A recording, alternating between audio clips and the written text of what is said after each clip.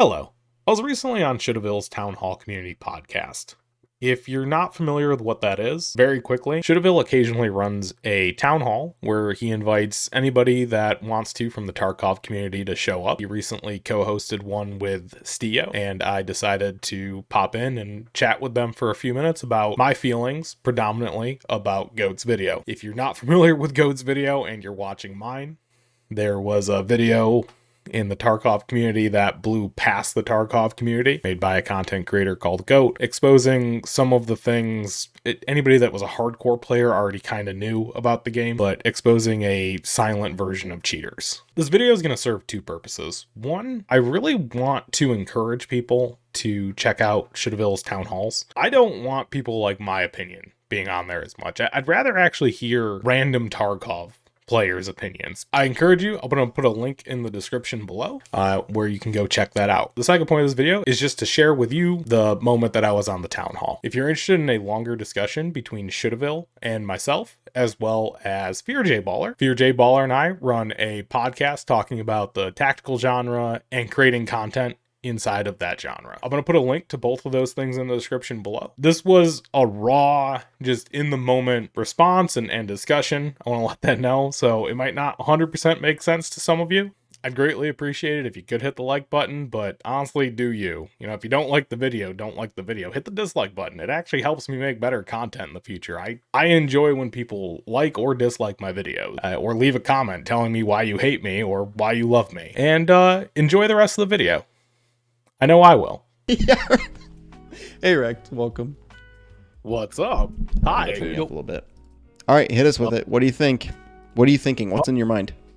I loved and hated Goat's video so goddamn much that for the first time in a long time, two things happened. One, I moved a YouTube video to my main monitor to finish watching it. God damn. Doesn't happen very often. Two, I haven't played Tarkov since that came out, and I'm somebody who plays Tarkov probably every day, every other day at least. It stabbed in the gut. I have a lot of hours, you know, I'm up at 4.5k, and it confirmed a lot of things I've been feeling this wipe. Mainly negative, a little bit of positive. Little bit of positive. Same thing to Fear's point earlier. The KDs, like I looked at it and I'm like, man, I just feel so much worse about shooting people now. Like they just don't even stand a chance. It's so, the average was just so damn low that I don't even.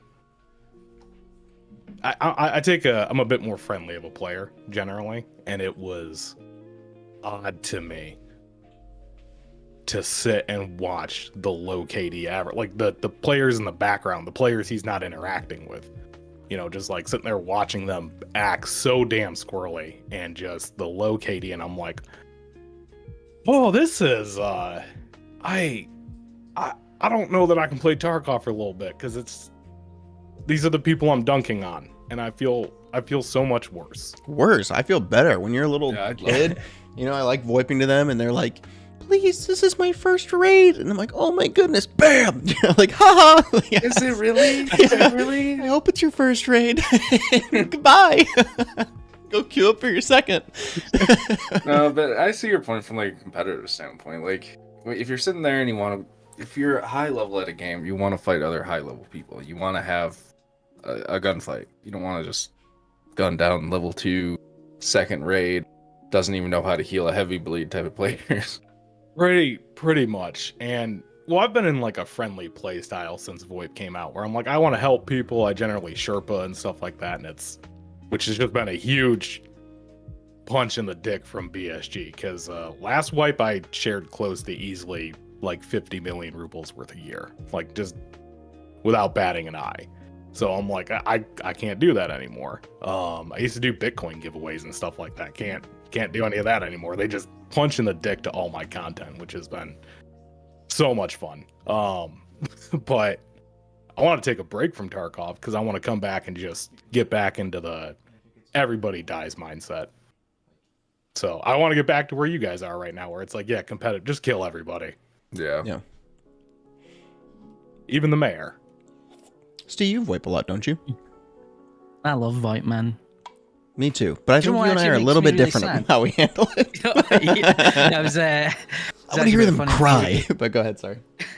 Before we came on, I was like, "Oh, I'll show you guys a bit of shoulder," and then they were like, I was thinking like it's a little bit different from my style, so make sure you're buckled in, because it may be a little bit. And it's like that's why I love some of your stuff, because I like watch it and I'm not cringing in a bad way. I'm just cringing because I'm like, no, don't do it, man. Don't. Oh no. Oh, I know what he's gonna do, and I'm just like. I'm very an emotionally connected person in general anyway. So then like connecting with people in game, I'm always like try to be friendly. And then when they fuck me over, I'm just like, why did I never learn? And it's like, I'm so stubborn that I'll continue to be the same. And it's like, you have those days where like you do interact with someone and you try and be friendly and they kill you and you're like, right, that's it. For the rest of the way, I'm fucking slaughtering everyone. I do not care.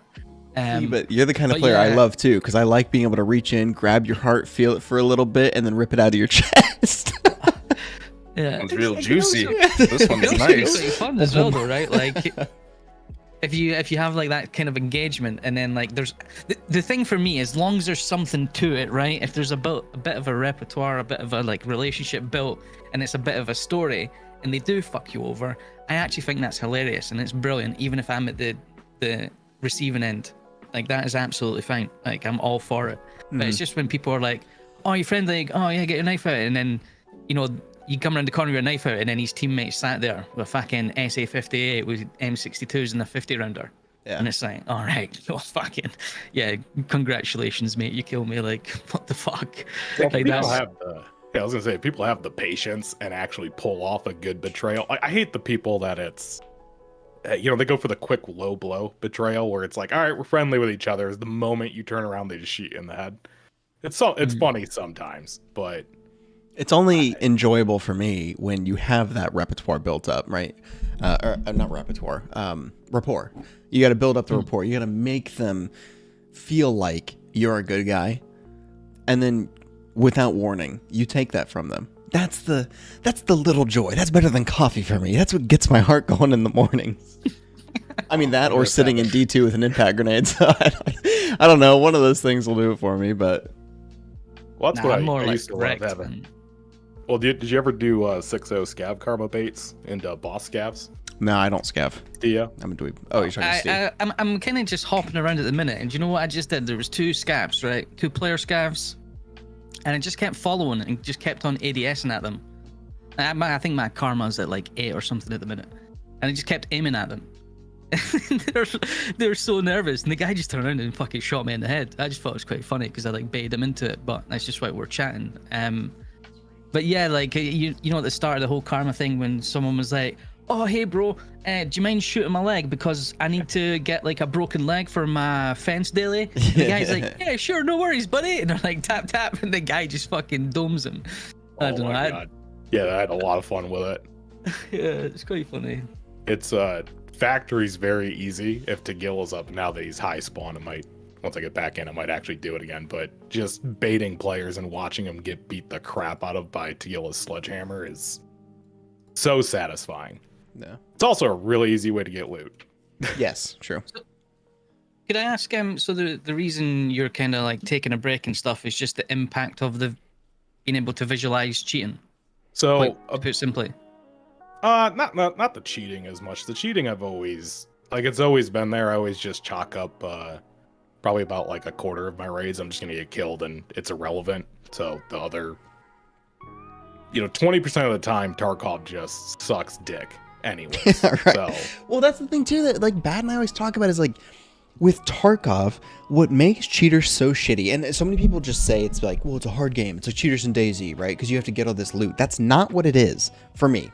For me, cheaters suck because you already have to go through the checklist of a bad fight in Tarkov. Like, to have a good Tarkov engagement, you have to go through a list. Okay, start with, was audio good or was it broken?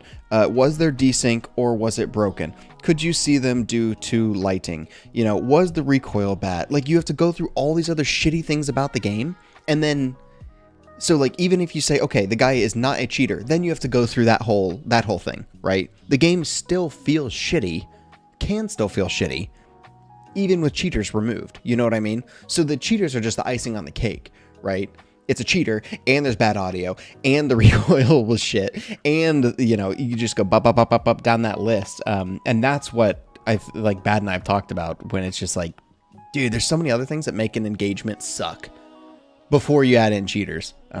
But I think, yeah, and that's one of the issues I have in the game, is I always try to make it a fair fight. I think there's a video I think you made a long time ago where it's like, I'm so good at Tarkov, and you're just showing the audio issues on Shoreline Resort. Yeah. And it's you can jump around on the balconies, and people have no idea where you are. You're not better, you just know all the exploits, which Right. is it's hard to not use them. right. It's another one of those checklist items that we talk about. Was it Did a you right right peak? Did Yep. you? Yeah. Yeah. Well, Rick, thanks for swinging through. We got quite a few people in the queue now. I think we're going to speed this up a little bit as we get going here. But thank High you. speed, baby. Yeah. Speed dating, speed dating. Good luck, guys. Thanks, man. Much luck. Thanks, man. See ya. Bye.